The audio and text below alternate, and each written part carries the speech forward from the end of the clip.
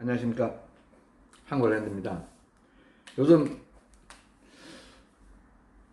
2022년 올해 5월 18일부터 농지법 강화되는 것 때문에 아마 우리 농지를 소유하고 계신 분, 그러니까 매도를 하실 분도 고민이고 또는 매수를 하시는 분도 고민이고, 좀 이거 어떻게 해야 되지? 땅 팔고 싶은데, 사고 싶은데, 그리고 산 땅을 살려고 하면 농지를 사야 되는데, 농지를 사서 나중에 건축을 하든 주말 농장을 하든 해야 되는데, 농지법이 강화되니까 여러 가지 고민이 많으실 거예요. 매도하시는 분이든 매수를 계획하시는 분이든. 그런데 너무 겁먹으실 필요는 없을 것 같습니다. 왜냐면은 해결책은 뭐냐면, 고민하지 마시고 해결책을 찾으셔야 되겠죠. 매도하실 분이든 매수하실 분이든. 해결책의 키는, 정답은 여기 있습니다. 1000제곱미터. 이게 정답이에요.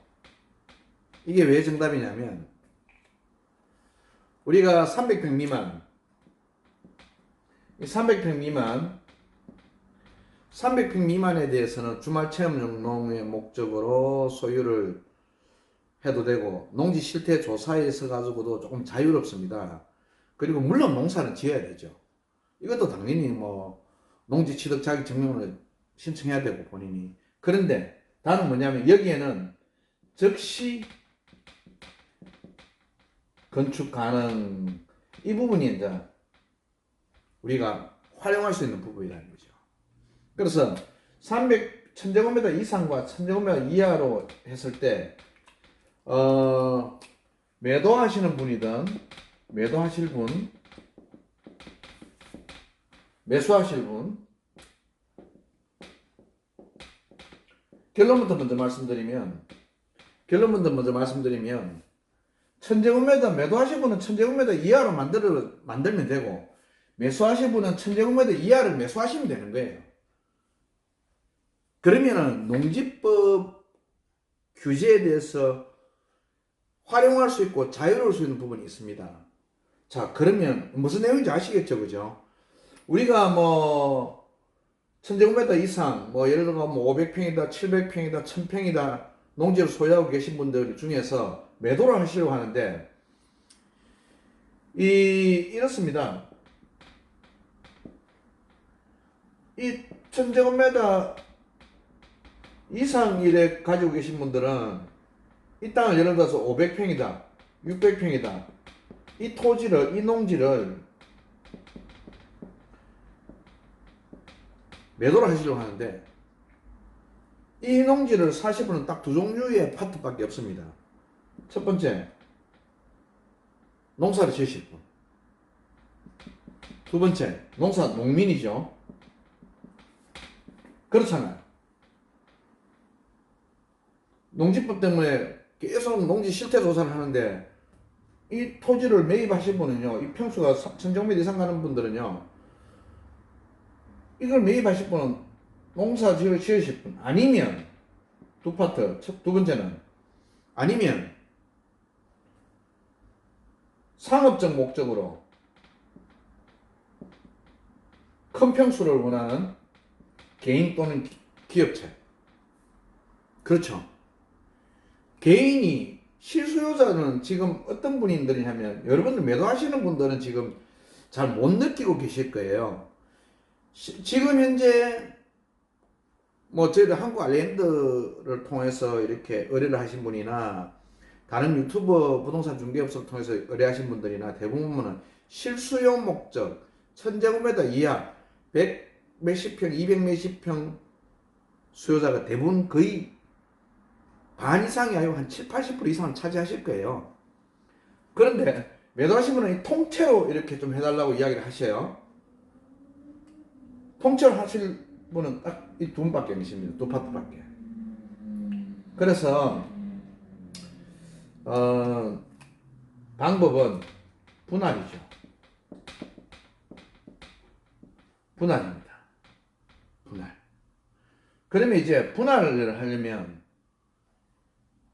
1년에 뭐 땅이 있으면, 토지가 있으면 농지 같은 세 필지밖에 분할이 안 되기 때문에, 결국에는 뭐냐면 건축을 목적으로 해가지고 분할을 뭐 100평이든 200평이든 250평이든 분할을 할 거 아닙니까? 이 팔기 위해서 80분들을 이야기하는 겁니다. 특히 그 외지인들, 그러니까 직접 농사 짓는 자경하시는 분도 계시고 부재지주분도 계실 거예요. 그러면 다 해당됩니다. 특히 부재지주분들이 좀 더 빨리 매도를 하고 싶죠. 왜냐하면은 자경하시는 분들은 지금 농지를 이렇게 자경하고 있으니까 별 뭐 농지 강제 명령 처분 명령서를 받지 않겠지만은, 부재지주 같은 경우에는 농지 실태 조사를 해서 자경하지 않으면은 우선 강제 이행 처분 명령서가 떨어지죠. 그러면은 이걸 이제 방법 뭐냐면 농지은행에 직접 맡기는 수밖에 없는데, 농지은행에 맡긴다고 해서 답은 아닙니다. 농지은행도 맡기면 위탁 수수료가 있습니다. 그게 얼마인지는 저는 모르겠습니다. 근데 뭐 최소 그 농지은행하고 임대 위탁 기간이 한 5년 이상으로 해가지고 쭉 해가 뭐 10년, 15년 이렇게 하는데, 자 이런 경우에는 이제 분할인데, 분할 같은 경우에는요, 분할해서 이제 팔아야 되는, 매매를 해야 되니까, 분할을 하면은 뭐 분할 청량, 그 다음에 현황 청량, 경계 청량, 건축을 하기 위해서는 마지막에 경계 청량을 합니다. 그리고 뭐 또 건축 허가를 득하기 위해서는 뭐 상수도 심의, 뭐 도로 심의, 뭐 또 여러 가지 있습니다. 뭐 건축 심의도 받아야 되는 경우 있고, 이제 이런 경우에 이제 뭐냐면은 여기에는 전문가가 컨설팅을 해줘야 되겠죠. 전문가가 있어야 됩니다. 일반 중개, 우리 이제 저 같은 경우에는 부동산 중개업체, 삼성부동산 중개업체와 또 전체적으로 용역과 컨설팅하고 있는 한국 아일랜드라는 게 있습니다만은, 일반 부동산 중개를 하는 경우에는 이걸 다 해달라고 하면은 잘 안 해요. 머리 아프니까. 그러니까 그냥 다 분할해서 쉽게 그냥 중개하고 말자, 이런 마음을 가지고 있죠. 이 과정들을 다 책임지고 하려고 하면은 브레이크가 걸릴 수가 있어요. 그래서 그럼 매도자 입장에서는 이렇습니다. 자, 답은 1000제곱미터 미만으로 가자. 이게 키입니다. 이게 키입니다. 이 키인데, 매수자 입장에서는 생각하고 있어요. 매도자 입장에서 이런데, 매수자 입장에서는요, 편하고 쉽게 매입하고 싶죠. 매수자 입장에서도 제주도에 농지를 사고 싶은데 건축을 하고 싶고, 세컨하우스, 주말 농장, 뭐 노후생활 쭉 뭐 이런 목적으로 뭐 독채 펜션도 있고 쭉 하고 싶은데 큰 평수가 필요 없으니까, 또 농지법 강화된 어떤 부분에서 활용해서 그 부분을 법을 어기지 않고 하려고 하면은 1000제곱미터 이하로 가야 되는 게 맞거든요. 이게 키입니다. 이것만 되면은 뭐 크게 농지법에 대해서 저촉받고 법을 위반하고 그런 게 불안할 필요가 없습니다. 그러면은 매수자, 내가 한다 매수자, 여러분은 매도인분들도 매수인 입장에서 생각해 보셔야 됩니다. 매수자는 편하고 쉽게 간다. 당연히 그렇잖아요. 여러분이 매수하실 때. 여러분들이 매도자 육지에 계신 분들은 특히 그렇습니다. 옛날에 이거 사실 때 어떻습니까? 그때는 뭐 10년 전, 15년 전 이거 사실 때는 어떻습니까? 쉽게 사잖아요. 농지 취득 자기 증명은 농지청만, 그것도 본인이 안 가셔도 됐죠. 그 당시에는 뭐 법무사가 대행해서 발급도 받아줘요. 아주 쉽게 그냥 매입 가능하지만 지금은 절대 안 된다는 거죠. 그러니까 이 매도하시는 분들도 땅이, 특히 그 재촌자격 하지 않고 부재지주 분들은 이 땅을 큰 평수 가지고 계신 분들이 매도하기가 그렇게 쉽지가 않습니다. 어려워요. 매수하시는 분들은 또 뭐냐면 쉽고 편하게 1000제곱미터 이하로 제일 좋은 거는 자연 발생 농지, 이걸 하고 싶죠. 근데 이건 단점이 하나 있습니다.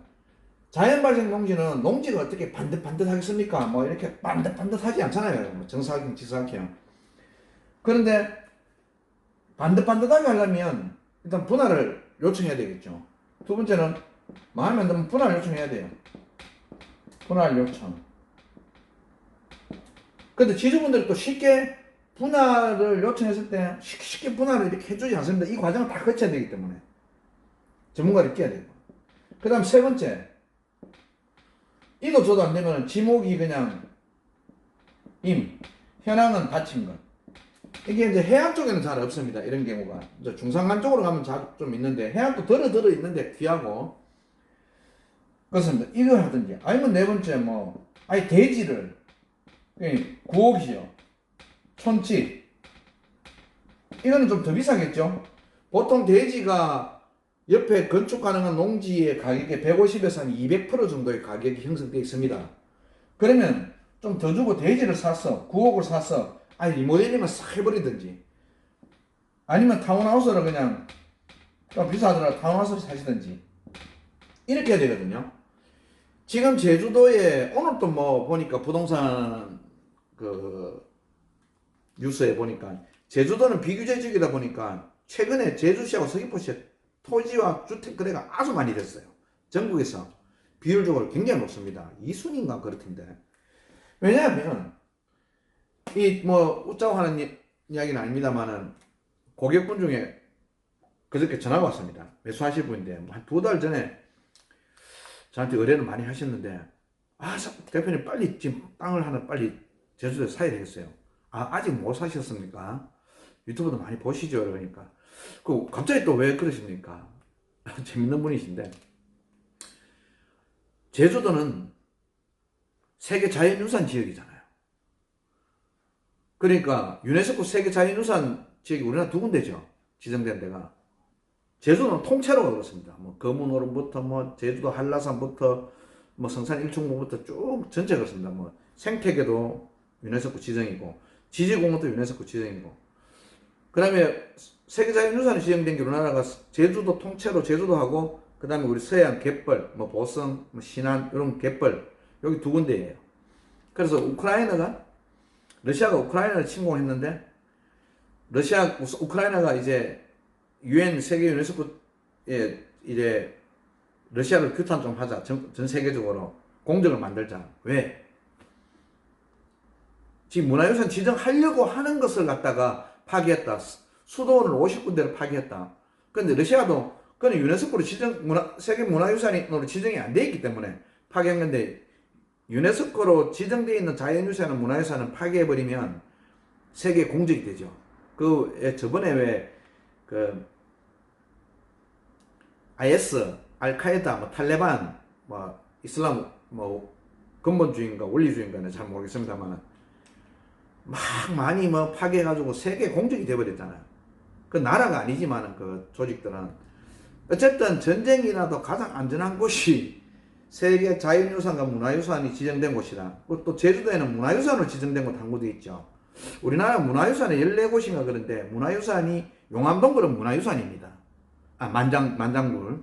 그래서 문화유산과 자연유산이 제주도는 같이 돼 있고, 전쟁이 나도 핵전쟁이 나도 전쟁이 나도 국가 간 충돌이 나도 안심하는 지역이다. 파괴하면 세계 공적이 된다. 그 말도 어떻게 보면 일리가 있는 말 같기도 하고요. 하여튼 뭐 그런 걸 떠나서 제주도는 지금 광역권 문화와 자연과 같이 함께 어우러져 있는, 세계에 내놔도 세계 보물이잖아요. 우리 제주도가 아시아에서 세계 자연유산으로 유네스코 지정되어 있는 것이 14군데인가 12군데가 그렇죠. 뭐 필리핀 지하강, 뭐 인도네시아 코모도, 열대우림, 뭐 베트남 하롱베이, 뭐 다 외우지는 못하겠습니다. 뭐 좀 있더라고요. 자, 그래서 제주도 지금 여러분들 제가 저번에 2030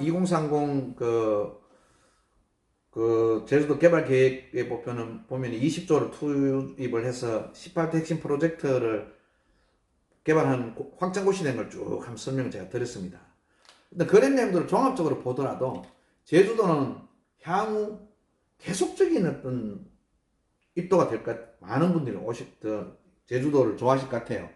그래서 지금 최근에도 부동산이 거래가 제일 많이 됐고, 그리고 소형평수는 귀하고, 그리고 지금 인구가 지금 70만 명이죠. 69만 8천 몇백 명인데, 상시 인구는 관광객들과 하면 80만 명이 넘죠. 그 지금 곧 100만 명 시대가 된다고 하잖아요. 제주도 준비하고 있는데 기반시설은 너무 약하고, 근데 기반시설을 많이 확보하려니까 자연은 훼손하면 안 되고, 그 애로사항도 충분히 이해가 됩니다.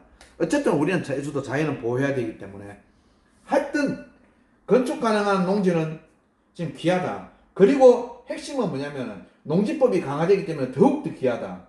그래서 키는 1000제곱미터 이하다. 농지법에서 법으로 법의 제한을 받지 않고 주말 체험용농, 그 다음에 건축은 전부 다 1000제곱미터 이하로 컨셉을 잡고 우리가 계획을 잡아야 된다. 이렇게 보시면 됩니다. 자, 오늘은 뭐 이런 내용으로 제가 설명을 드렸고요. 하여튼 키는 1000제곱미터 이하가 키입니다. 키. 농지법이 강화됐을 때. 그리고 실제 1000제곱미터 이하가 아주 건축이 가능한 거는 아주 앞으로 투자 가치도 있다. 이렇게 보시면 되고. 그래서 뭐 이 전문가들은 대전을 많이 눈여겨보고 있습니다. 그래서 뭐 여러분들한테 좋은 참고가 됐으면 좋겠습니다. 자, 오늘 여기까지 강의를 드리고 여러분들의 좋은 인연이 됐으면 좋겠습니다. 한국 관련됐습니다. 감사합니다.